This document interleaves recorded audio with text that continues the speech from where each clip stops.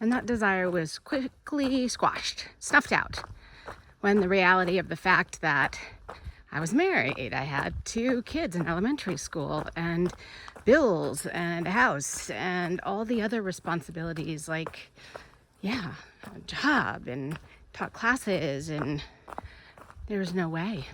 Maybe in a different lifetime. 9 months later, my husband died in a car accident. And my whole life changed.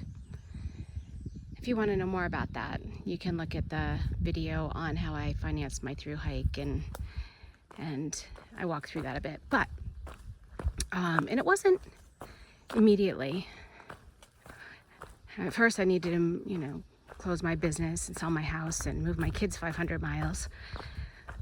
But slowly, and I don't even recall how, the idea of hiking the trail surfaced again. And I decided that if in 8 years, when my youngest graduated from high school, and if it was possible at that time, if I could keep things so that it was possible, and I still wanted to do it, I was gonna hike the trail. I get goosebumps just thinking about that.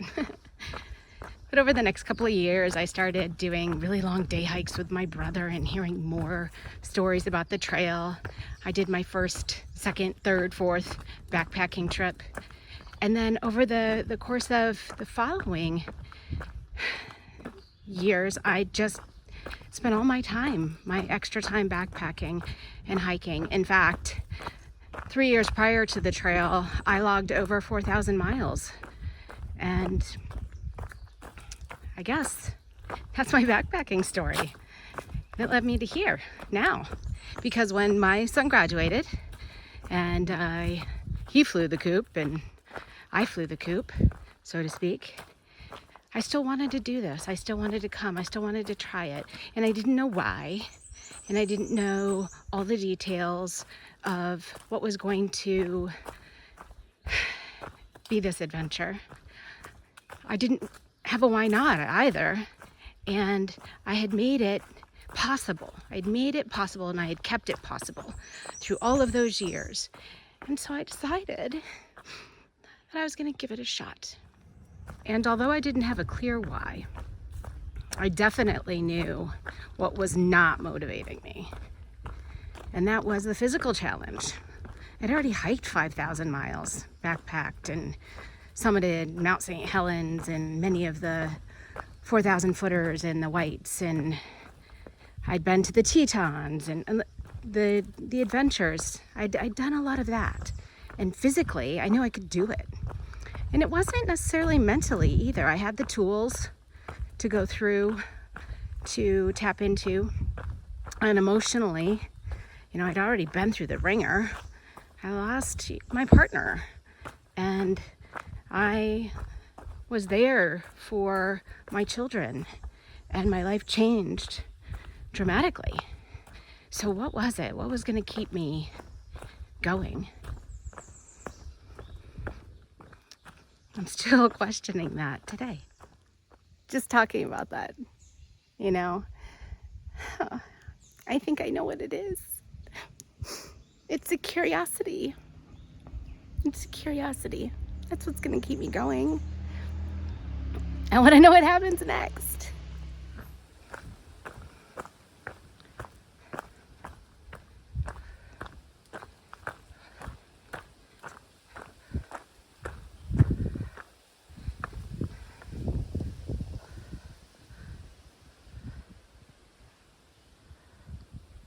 My prayer for today is thank you. So thank you to those of you who are watching this. I get to share my adventure. I get to share my campsites, my foods, my thoughts. And I get to have this conversation. Even if it's a one-way conversation. It's really nice. Thank you. And it's not really a one-way conversation, I just realized, because a lot of you comment and I read them. And it's sometimes not on the exact thing I experienced that day because of, Wi-Fi and all of that. But I do feel supported. I do feel like we're having a conversation. And I definitely read them all. I don't always respond in length, but I think in length about my response. It's just time is limited out here. And I do want you to know that I appreciate you. I'm heading down this side trail to a shelter. And this is really an unusual day of hiking for me since I started at 10. And I wouldn't come down here because it's 0.2 miles off trail, except for I don't have that many miles to do anyway. So I'm gonna come down and I'm actually going to fix myself a dinner because I have used the waysides and I'm carrying more food than I need. I'm getting a resupply when I get to Front Royal. So it makes sense to use up some of the food that I have. So I'm gonna sit, make myself a warm lunch, and maybe do a little yoga. Even though I did my yoga practice this morning, I don't think you can do too much yoga. Here's the water source.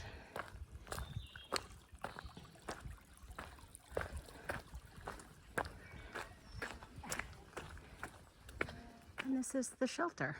So I've been here for a little bit. When I first arrived, there were some ladies here and section hiking, or maybe just hiking for the day. And I had a nice conversation with them. It is called the Gravel Springs Hut. And I got some trail magic from them.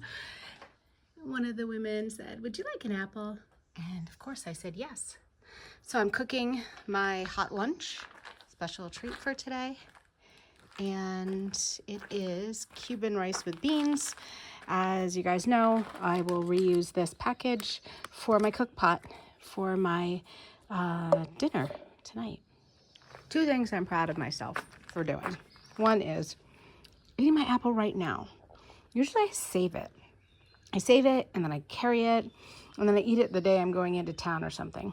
And it's like, I don't want to waste it. Like, I don't want to use it up just in case I want it later. And I'm really working on, the present, like having the apple. Why would I want to carry this for 2 more days? It just doesn't make sense. Eat it now. Now is the time.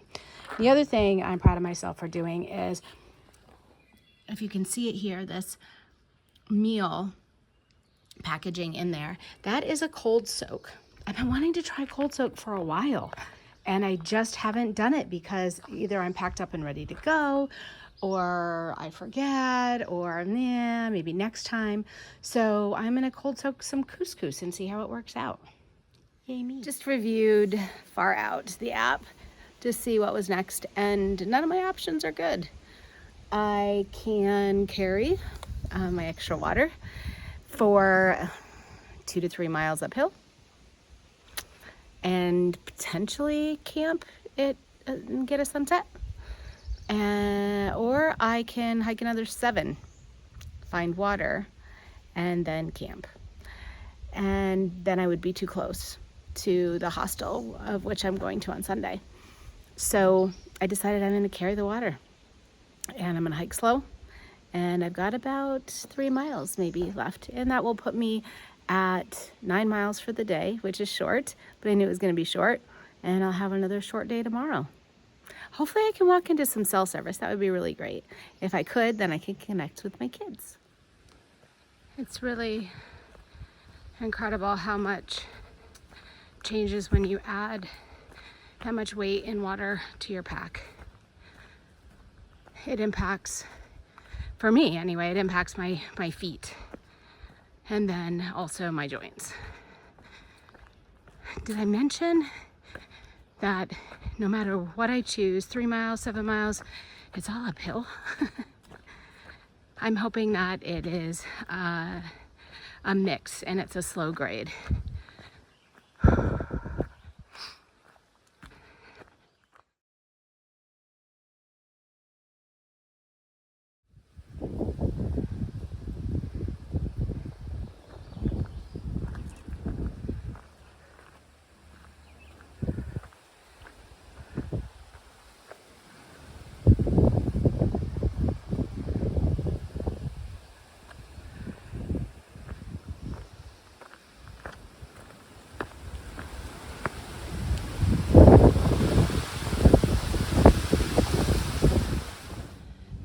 rock scramble over here to get a view.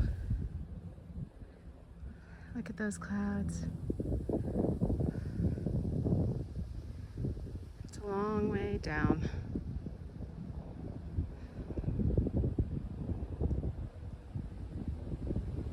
Standing on a bit of a ledge.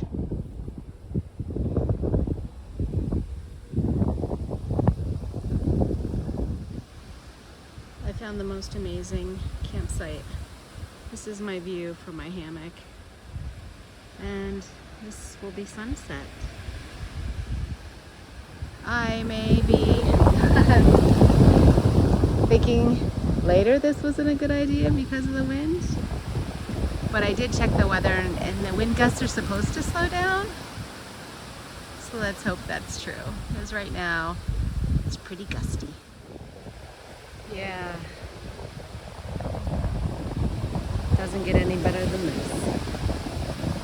At least not in this climate.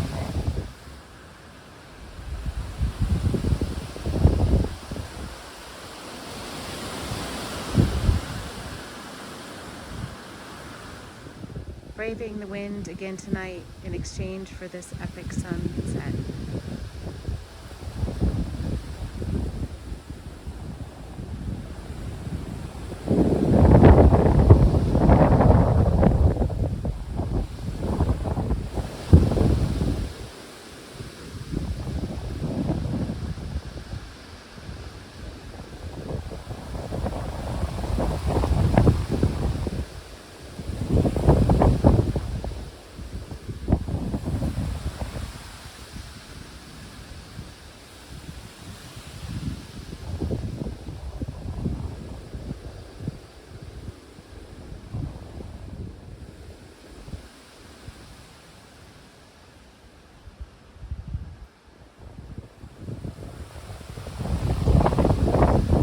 Dear life, today I am grateful for sunsets.